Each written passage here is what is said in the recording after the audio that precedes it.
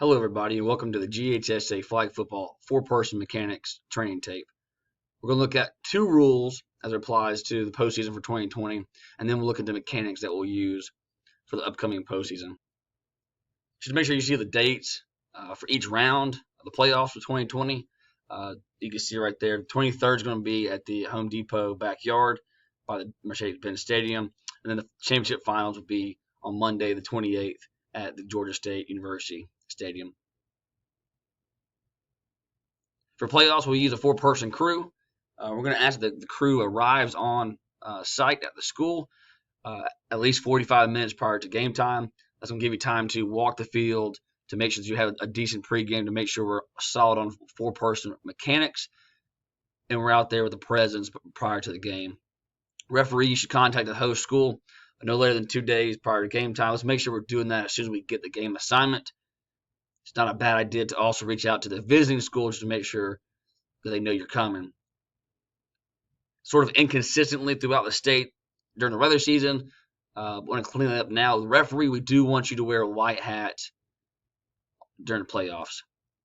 Also, as far as payment, as far as invoicing, associations that assign the ball games are in charge of invoicing the schools for payment. All right, so two rules I want to look at today, and one is screen blocking. Inconsistently enforced across the state. I want to throw this slide up here. I'm not going to read the whole slide, teach a lot of words, but if you need to pause this and read this, that's probably good and beneficial for you. This is straight out of the nurse's rule book. We need to make sure that any use of hands, arms, elbows, legs, or body to initiate contact during offensive screen blocking is illegal. And so primarily the referee in the backfield, you're in charge of this, but different areas of coverage will allow for all four officials to be able to see and rule on screen blocking. Let's try to make sure we clean up the illegal contact, the personal foul that we see as we move into the postseason here. The other rule I want to look at is overtime. In the regular season, we did not use overtime. So here's something new for us to make sure we're solid with as we go into the postseason for 2020. Overtime. After a 3-minute intermission, we're going to have a coin toss. The winner coin toss can do offense, defense, or direction. The loser has the other option. Each team is entitled to one timeout per overtime period. Any unused timeouts do not carry over to the next overtime period. After the first two overtime possessions, the offense must go for two following the touchdown. So the first overtime, the second overtime, they can go for 1, 2, or 3. After the second overtime, we need to have a 2-point try. We will start first down and goal from the 15-yard line going in, and the offense has 4 downs to score. Team A will get an opportunity with the ball, and Team B will also have the same opportunity to score. If it's still tied after both teams have had a possession, then we'll continue that process until we have a winner. Again, the goal line will always be the zone line to gain in overtime, regardless of what period we're playing in overtime. The ball will become dead once the defense possesses the ball. So interception will kill the play, and it'll be Team B's ball, first down and 15. So let's get into mechanics. And we're going to add the field judge to our crew, so now we'll have 4 on the field. Better areas of coverage. And the field judge's primary responsibility is that zone line to gain. We'll talk about that in a little bit. But nothing changes a whole lot for the referee and the line judge. We're going to help the back judge by adding the field judge here, so better coverage down the field. Pre-snap referee, nothing changes for you. You still are 7-7 from the deepest offensive back. You still have the play clock. You still announce what down it is in the line to gain. The only difference here for you is that you'll be communicating that you have the correct number on offense with the line judge. So line judge, referee, you're in charge of counting the offense. Line judge, same thing for you. Nothing changes. You're still opposite the referee on the line of scrimmage, on the sideline. You're in charge of the neutral zone, pre-snap. You'll also be counting, like I said a minute ago, you'll be counting the offense with the referee. Would be the only slight change from a 3-person to a 4-person for you. So the field judge, the new position. The field judge is opposite the line judge on the sideline. And we're going to start about 10 yards from the line of scrimmage. Again, open up to where you can see the action of the ball. That 10-yard marker from the line of scrimmage is about where you need to be pretty consistently. We'll discuss line to gain in a second. Back judge, you're going to shift over slightly. Start approximately 20 yards from the line of scrimmage, you should be behind the deepest defensive back wherever she may be. And we want you on the field as the back judge. So back judge about 15 yards from the sideline. So you'd be on the same side as the line judge, about 15 yards from that sideline, about 20 yards from the line of scrimmage. So there's that diagram again, the picture, the illustrations of what we're looking at here. Referee, area coverage in the backfield, line judge has the line of scrimmage, and the back judge, field judge kind of divide and conquer receivers on their side of the ball. Referee, no changes in keys from a 3-person to a 4-person crew. You still have the snap. Make sure the person receiving the snap's at least 2 yards behind the ball. We're going to be watching the blockers in the backfield during the play. Line judge on the line of scrimmage. Same concept for you. You have the snapper and the blockers lined up in the immediate vicinity of the snapper, dominating that line of scrimmage. Field judge, you have all the receivers on your side of the ball, and then back judge, you have all the receivers on the line judge side of the ball on where you're lined up. All right, so the one big thing that the addition here with the addition of the field judge is that we have the line to gain will always be covered. Okay, so on 3rd and 4th down, it kind of changes a little bit compared to normal play, but we always need to have that line to gain, an official standing on it to where we can rule on either a first down or the forward progress to stop short. So line to gain has nothing to do with the referee. Your keys don't change here compared to a normal scrimmage play. The line judge, though, the ball is snapped 3 yards or less. So 3 yards or less on the line to gain. You have the line to gain as your primary responsibility as the play develops. So after the snap, hustle the line to gain. Do not leave the line to gain until we have the ball well beyond the line to gain or the ball becomes dead somewhere. You're primary responsible for the line to gain when the ball is snapped 3 yards or less. The field judge, you're responsible for the line to gain. We're at that 3 to 14 range. Go ahead and start on the line to gain. So if we're snapping more than 3 yards but less than 14, go ahead and have your initial position on that line to gain. Same concept as the line judge ruling on first down or forward progress stopped of the line to gain.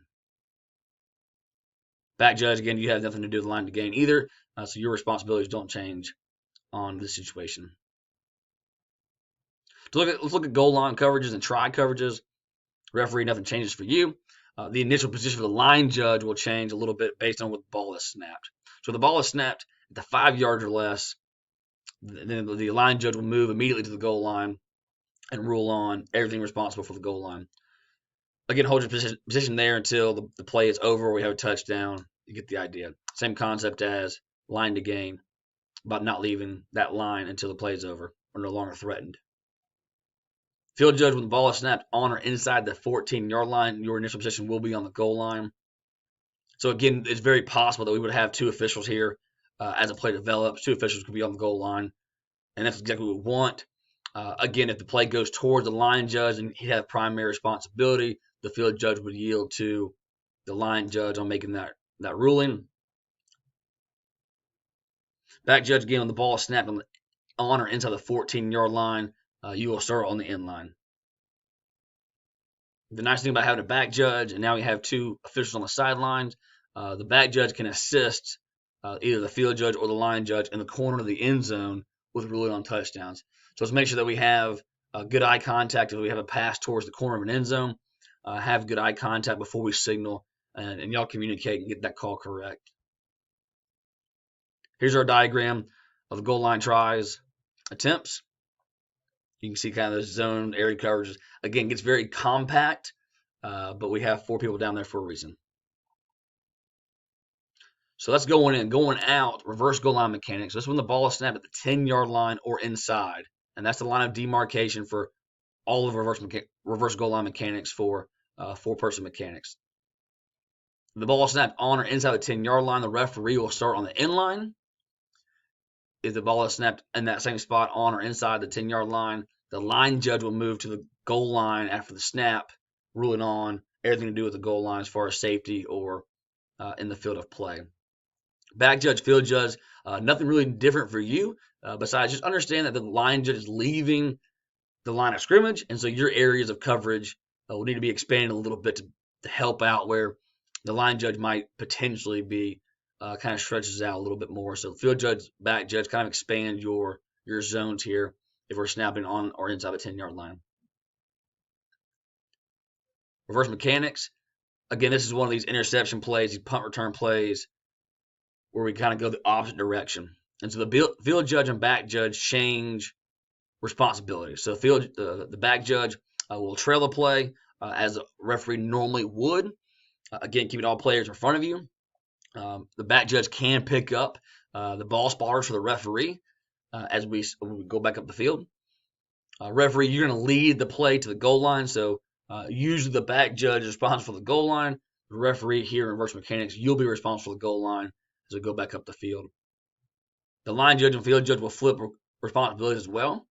So line judge, you should be ahead of the play and make sure you are observing blockers around and ahead of the runner. You're going to try to get to the goal line prior to the ball carrier as well. The field judge, you're responsible for the spots, the forward progresses. You're responsible for ruling on the legality of backwards passes and all of the above that the line judge normally would be responsible for. Punt plays. Referee, your responsibilities don't change between a 3-person and 4-person. You're still going to ask the coach or the captain what the team wants to do as far as going forward on 4th down or punting on 4th down. We'll make sure you still say the down and line to gain and the decision that the team wants to do. Make that announcement for everybody to hear. Line judge, you're in the same spot. The field judge, you're approximately 5 yards ahead of the deepest receiver. Again, we're going into reverse mechanics. The field judge, you will have the end of the run here. Back judge, initial position will be behind the deepest receiver, about 8 yards wide, 3 or 4 yards behind. Somewhere get comfortable where you can see any kind of touching, muffing, all that kind of stuff. Get to a spot where you can officiate the play. Again, once the play goes up the field, back judge kind of stay back and monitor and clean up the play as the play progresses. You do not have the end of the run. That's the field judge. So here's our illustration. Kind of stretched out here with our zones. Referee, line judge, nothing changes a whole lot. Field judge, back judge. Again, the field judge should be in front of the receivers. The back judge should be behind the deepest receivers. That's all I have for you today. I hope this is beneficial. If you have any questions, comments, concerns, most of these 4-person mechanics are coming straight from the nursery rule books, so give that a look as well as you prepare for the 2020 postseason. Congrats on your assignment, and we look forward to seeing you at Georgia State Stadium.